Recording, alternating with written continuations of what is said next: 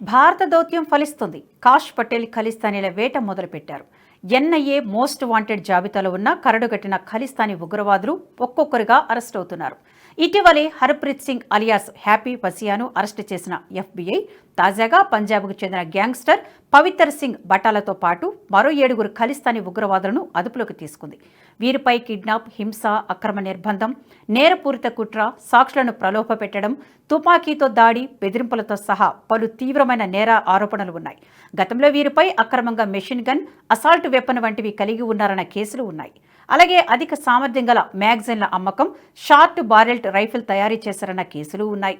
వీరందరికీ కూడా ఉగ్ర సంస్థలతో సంబంధాలు ఉండవచ్చని ఎన్ఐఏ వర్గాలు అనుమానం వ్యక్తం చేస్తున్నాయి. ఈ ఆపరేషన్ సందర్భంగా 5 హ్యాండ్ గన్లు, 1 అసాల్ట్ రైఫిల్, వందలాది రౌండ్ల మందుగుండు సామాగ్రి, అధిక సామర్థ్యం గల మ్యాగజైన్లు, $15,000 నగదును స్వాధీనం చేసుకున్నారు.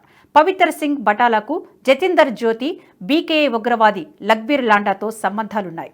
ఉగ్రవాదులకు ఆయుధ సరఫరా చేశారని జ్యోతి, బటాలపై ఆరోపణలు వచ్చాయి. ఈ ముఠా ఐఎస్ఐ లింక్డ్ రెండా సంధు ఆదేశాల మేరకు పనిచేస్తున్నట్లు అధికారులు భావిస్తున్నారు. భారతీయ ఏజెన్సీలు బటాలను తమకు అప్పగించాలని అమెరికాను కోరుతున్నాయి.